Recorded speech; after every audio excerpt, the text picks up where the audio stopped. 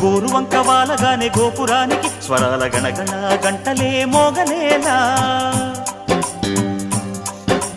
గోపబాలుడొచ్చినాక గోకులానికి పెదాల కిలకిల పువ్వులే పుట్టలేదా బాలకృష్ణుడొచ్చినప్పుడే వయ్యారి నందనాలు నాట్యమాడగా వారసుణ్ణి చూసినప్పుడే